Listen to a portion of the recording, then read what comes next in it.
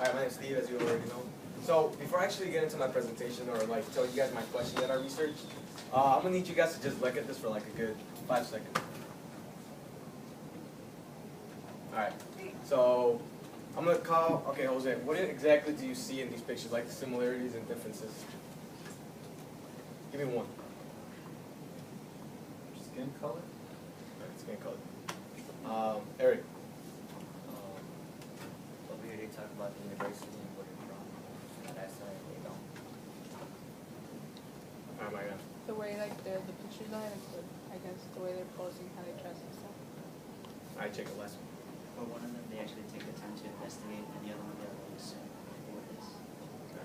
So those are all good answers. The first time that I actually looked at this, I wasn't really like appealed to it, but after a while, when I read the actual things, they both have the same, like they both have burglary charges pending for them. But the thing that actually surprised me is that they're both articles from ABC, but the images, as you can see, they put 3 white people in like presentable clothing, while as they put 4 black individuals or minorities as just their mugshots. So why necessarily didn't they put their mugshots as them if they have the same pending charges? So my question is, why is the media racially biased?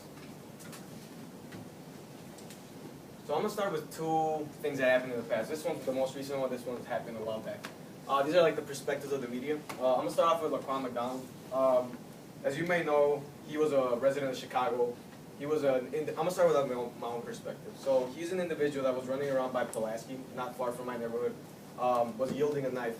So when police officers got the call, they noticed that it was a black person with a knife. So the thing about this thing is, police officers, there was like 4 or 5 police units swarming against them.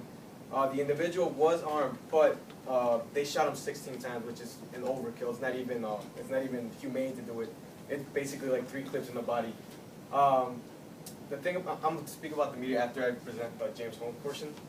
So James Holmes is a white individual that I think about 2 years ago, it was a release of Batman, and they weren't checking anybody, so everybody was wearing costumes. It wasn't like, oh, it's the premiere of Batman. So as soon as they got in, like a good 10, 15 minutes, James Holmes took out not just a pistol, but a high caliber weapon and started shooting inside. So it was dead people, wounded people, like it was just a massacre. Police officers did go in, they didn't necessarily go in, but they asked him to come out, noticing that he was armed, dangerous, and already committed murder. They took him in for custody, and they didn't shoot at him, they didn't do anything. So now the perspective of the media on both of these things. When the media took out the Laquan McDonald one, they basically placed him as an individual that was dangerous, a black individual that was armed. He was just going out to killing people, and when in reality he was just slashing tires, not in this great state of mind. And then the James Holmes thing, a white individual, when they portrayed it in the media, they took him out as not an individual that was committing massacre or murder, but necessarily was just insane in their terms.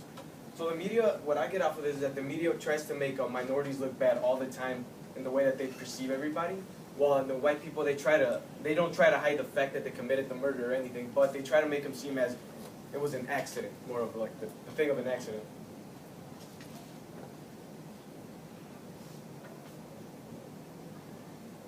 So, for my interview portion, I interviewed Rafael Yanez.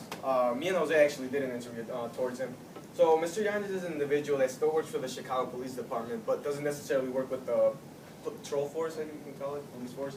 He's more of a person that goes to school, speaks to children like, oh, violence is not the answer, this and that. First time actually meeting him, really cool individual, really changed my mind in the way that the police department actually works in Chicago.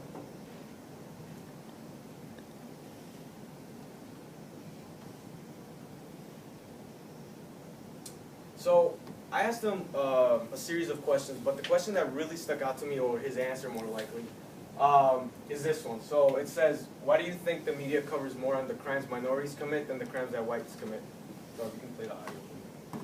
Yeah, so like my first question is just like why do you think the media covers more on the crimes minorities commit than the crimes that whites commit? Well, I feel that, for example, in the city of Chicago, for the most part, the communities of color are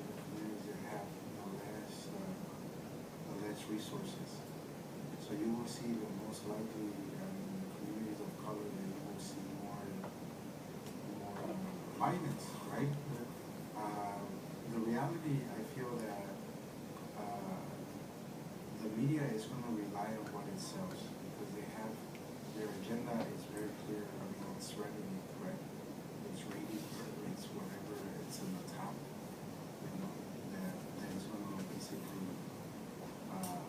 create that revenue they're looking for. People, in essence, I feel that they wanna see communities that are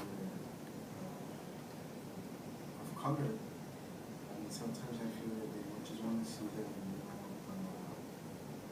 sort of like fail. Yeah, I get what you're saying. Like this is normal, I mean, what do you expect? Mexicans killing each other, of course. I mean, that's the norm. I mean, black people killing each other, of course. I mean, that's the norm.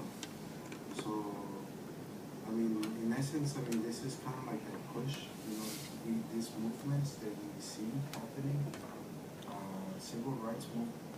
So the interview goes on. So the interview goes on for a series of more minutes. But the things that really stuck out to me about the first question is the way that he perceived the way the media takes these things. So the media is just a big production. You kind of think about it. They're like, oh, what's gonna make ratings? What's gonna make money? So the person that's actually writing this, like these articles, may like not even care about what he's actually writing about. It's just the way that like he said, revenue, money.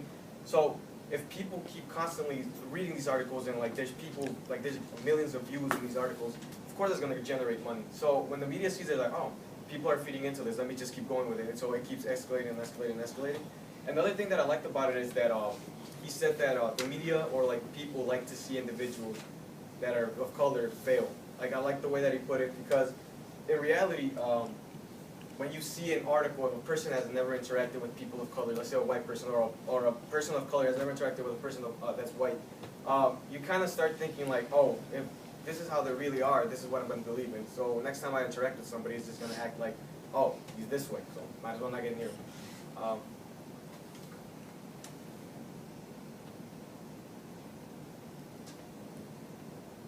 So I have two solutions. My first solution would be just to ignore the media. Like I said before, it might be hard, but the fact is that if people stop feeding into what the media has to offer, that they're gonna notice like, oh, these people aren't going into this. Let me think about some other strategy. But since people keep thinking like, oh, they're gonna be murder, it's gonna be this, like people are still gonna start like, oh, this is gonna occur, so I'm just gonna try to not avoid the fact, but just be like, okay, next time I see an individual of this portion of color or something, like I'm gonna interact this way. So, but sadly, that's not how the way it works. People are still going to constantly be going in the media. It's universal.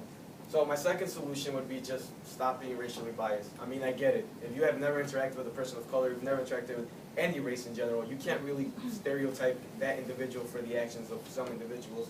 So I think of this this idea is that get to know people of different backgrounds. Not everybody that the media portrays is like, you don't even know that individual and they're already like, I'm Mexican, probably I see some other person like, oh, this guy's Mexican, he's a criminal or something. But sadly, that's not how the world works. It's maybe until mankind comes to together, maybe it'll work out. But until humanity comes back to its feet, I think that's the only way we're gonna stop this. Okay.